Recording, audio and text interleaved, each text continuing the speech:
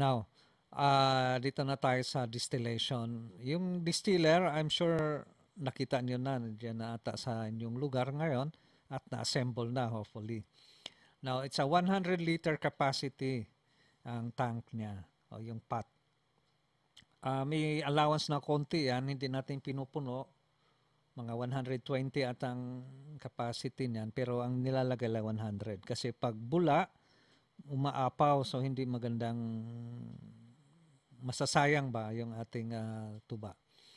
Now, itong distiller na to ay batch type or yung pot still. Hybrid reflux ito, hindi ito ordinary na parang katulad ng ginagamit para sa lambanog kasi meron siyang stripping column na kung na nako-concentrate niya yung ethanol. Kung yung sa lambanog na distiller, ano lang lumalabas noon, mga 50 to 60% ethanol. Itong sa atin, aabot ito ng mga 84, mga ganyan. So, mas mataas. O 87 nga, o minsan. So, nandito sa ating PowerPoint, 35 to 87. ABV or alcohol by volume. So, ang flow rate niya, ibig sabihin yung pagtulo ay mga 1 to 1.25 liters per hour. Pero ito, magkakaiba ito pag sa simula, of course, mahina pa. Tapos lalakas, then hihina na naman. Yung power consumption, kung electric ang gagamitin natin, mga nasa 47 to 60 pesos ang per liter na cost natin. Now, maraming paraan para initin natin o mapakulo natin yung ating fermented toddy. Pwede nating biomass lang. Yung ibig sabihin, panggatong lang, pangsugnod, okay lang yon. Kung marami ka dyan, bakit hindi? Mas mura. Yon, medyo matagal lang. Then, of course, meron ka electric and then LPG. So, depende kung ano yung gusto ninyo. Kung meron na kayong pugon para doon sa sugar production, much better kung sa pugon, mas cheaper. No? So, yun lang. And then, kung electric naman ang gagamitin, kung mapansin nyo yan, yun sa isang video, pagbuksan mo yung dulo noon, makikita mo na nasa picture, no? Meron siyang blue. Yung blue na yan ay thermostat. Kasi itong ating heater, ginamit to or ang purpose nito is para doon sa heater ng pampaligo. So, meron siyang thermostat, siyempre, para hindi ka mapaso habang naliligo. Ngayon, i-direct natin yan kasi hindi naman pangpaligo ang gusto nating gawin. Ating gagawin ay pangpakulo. So, i-direct mo yan. So, mapapansin nyo may arrow dyan. Kung makita nyo yun, tingnan nyo po yung inyong distiller dyan. Doon natin ikakabit yung wires, yung dalawang wires ng electric wires. Now, kung nagawa na yon, pwede na nating i-on. Balik natin, of course, yung takip.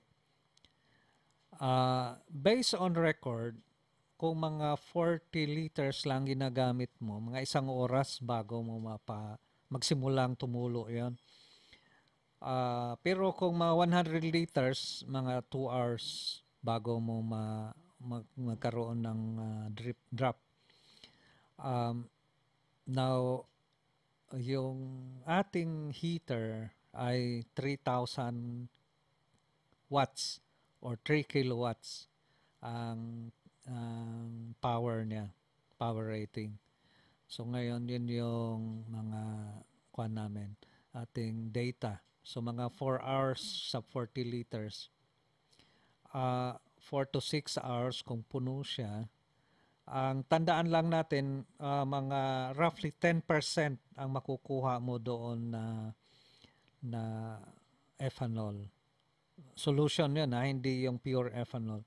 So, pakita ko sa'yo later on. No? Ito yung trial run. No?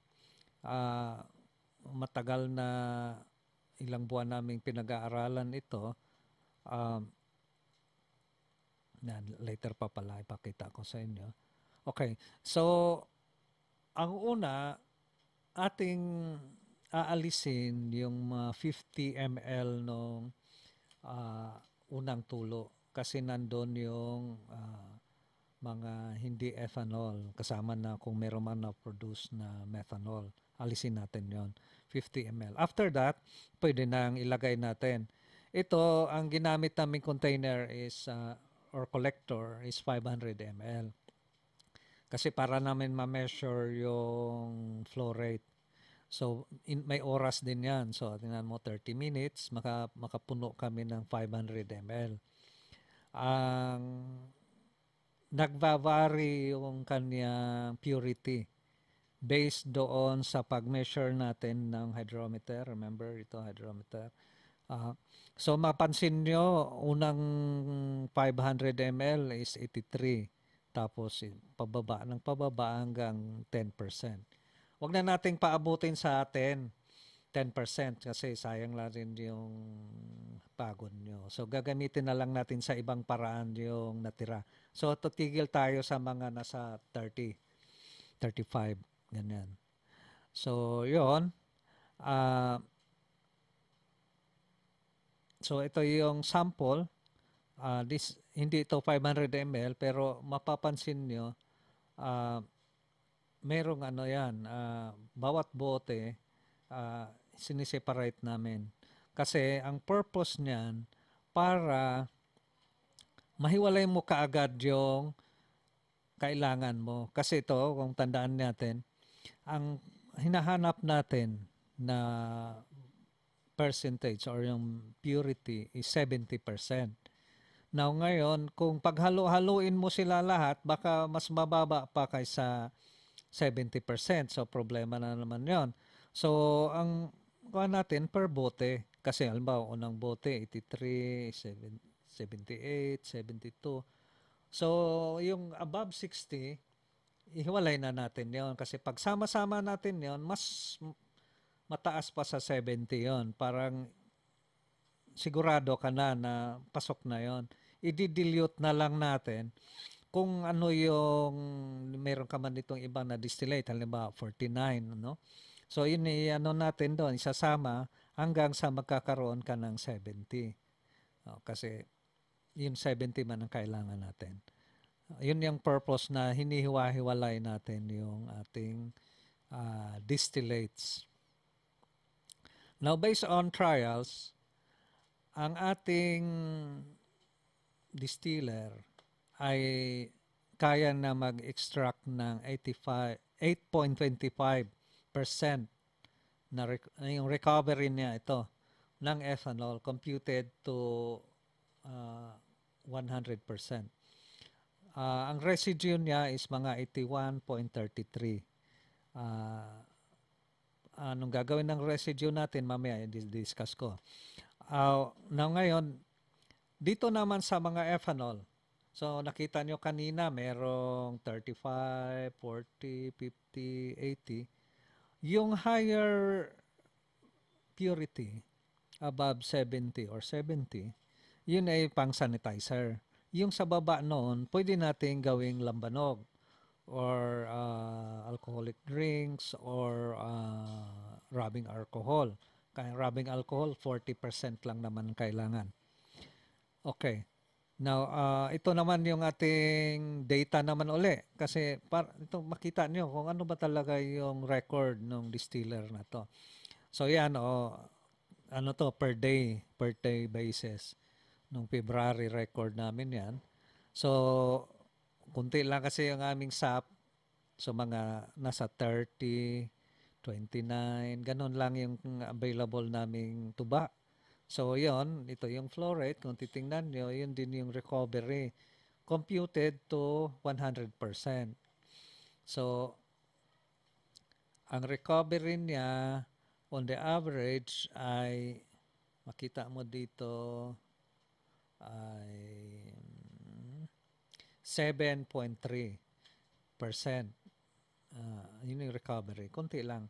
Ah, yung iba noon ay residue na at saka may losses din. So makita mo sa February, ang aming average data is 82% ang residue, kung ano man yung natira, and then 7.3 yung recovery. Nung January 2021, ang recovery is 7.88. Yung, so yan, makikita mo na yun talaga on the average yung ano. Okay. Now, doon tayo naman sa paano i-distill. So, of course, magsisimula tayo sa 3 days old na tuba, fermented na tuba. So, yan. Ilalagay ngayon natin yan doon sa distiller. Now, kailangan natin ng embudo para ilagay. So, kung makita nyo yung distiller, meron yung gate valve. Buksan natin yung gate valve, lagay natin yung embudo, ilalagay natin yung tuba. Now, 100 liters lang. Huwag nang pasobrahan kasi pag magkulo, aapaw kung more than 100 liters. Design lang yan for 100 liters. Now, i-collect natin yung first 50 ml kasi nandun yung mga impurities at saka yung methanol kung meron man. Now, the succeeding distillates, yun na yung gagamitin natin. Kung makita niyo na umuusok dito sa pag-collect niyo nung ano doon sa bungangan ng bote, ibig sabihin mainit ang kwan niyo, ang yung cooler, yung so dapat lagsan niyo yung tubig para lalamig kasi sayang yung ethanol na ma-evaporate. Now, sa distillation process, merong tinatawag na section or phases. Ang heads, may body pod, then may tails. Parang in a figurative sense, merong ulo, merong body, at saka tails. Yung ulo, yung nauna. So, yun yung aalisin natin. Yun yung first 50 ml.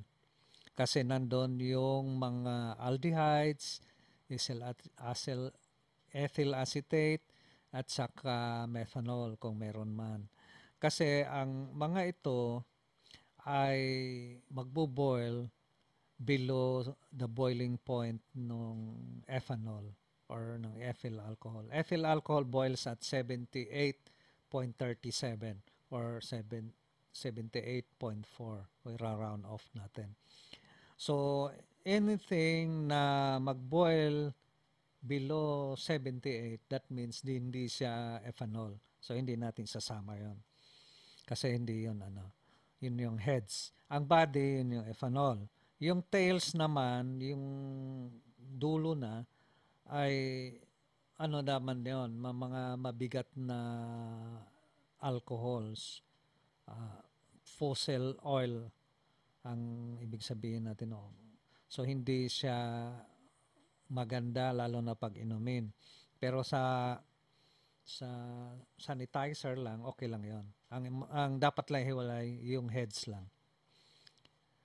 Now, kung mapansin nyo na ang ating ethanol ay medyo amoy tuba, so kailangan rin talaga nating i-redistill. Ang isa pa, di ba 3 days yung ating fermentation. Dapat hindi lalampas doon. Of course, meron ka pang makukuha.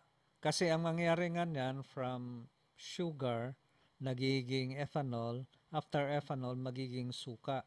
Now, ngayon, paunti ng paunti, after 3 days, pababa ng pababa yung ethanol, pataas naman ng pataas ng acetic acid or yung suka, paasim ng paasim. Ang problema kung maasim na yung tuba, kung suka na, sasama ngayon yung suka doon sa ethanol mo. Pag yung distillate natin ay amoy suka. So hindi na iwasan natin 'yon. Now, even sa 3 days fermented toddy, meron siyang distinct smell. parang amoy tuba. Maano mo pa rin na galing pa rin siya sa tuba. Now, para maalis yan at para maganda yung ating produkto, i-redistill natin. Ibig sabihin noon, pagsamasamahin natin uli yung ating na-produce and then i-distill natin. Yung sinabi ko kanina na by bottles, no? Yun kung gusto mong direct yung product na gagamitin mo.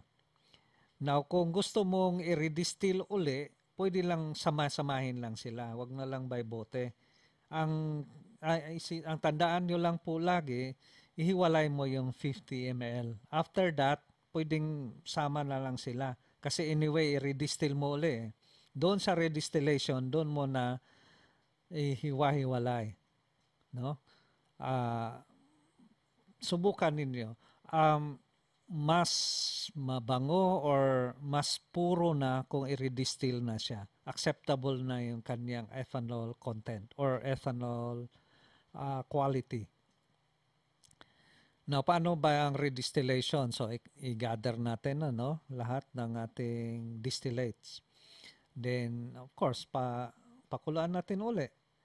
Ang makukuha mo above 90% yung mga unang tulo. Hindi mo na kailangang hiwalay yung 50 kasi nahiwalay mo na yun sa una mong pag-distill. Sama-sama na sila noon. Meron ka pa rin matira doon na distillate. May alcohol yon. Wag nyo itapon kasi pwede natin gawing lambanog. So yung above 70, yun yung ating gagawing sanitizer. So yun po ang ating redistillation. Now, isang paraan para maalis yung amoy ng tuba o nung ating ethanol ay pwede nating i-filter. Meron kayong makita niyo doon sa picture, merong filter, 3 columns, no? Ayan ay water filter. Ang gagamitin nyo po ay dalawang activated charcoal. Yung pinaka-last yung ceramic or cellulose filter. Kung sa tubig, nauna yung puti kasi yun yung mag-filter ng mga sediments bago yung activated charcoal. Sa ethanol, baliktarin nyo. Mas nauna yung activated charcoal na dalawa bago yung pang-filter na ceramic or cellulose filter. Para magkakaroon ng pressure, ang ginawa namin, bumili kami nung pump, yung pang-spray, power spray. Pero yung bago wag mong gamitin yung ginamit yung pang-spray ng malatayon. Kuhan tayo niyan, malason tayo. Yung malinis, bago, walang ibang ginamitan na spray. So yun, ilagay mo doon, i-pump mo. And siyempre, yun yung mag-produce ng pressure, magtulak nung yung ethanol doon sa filter. Yung labas noon ay, of course, lesser na yung smell. Kasi activated charcoal ang ginamit. Now, pwede yan. Pwede rin yung high-tech na, yung ginagamit na sa pang water distilling o water refilling station. Pwede yon. Medyo may kamahalan lang. So, mga nasa 50 to 60,000 ata yan bago yung buong setup. Nung sa water refilling station filtration system. Pero sa atin, small scale lang naman, it's either yung household na filter or ating i-redistill.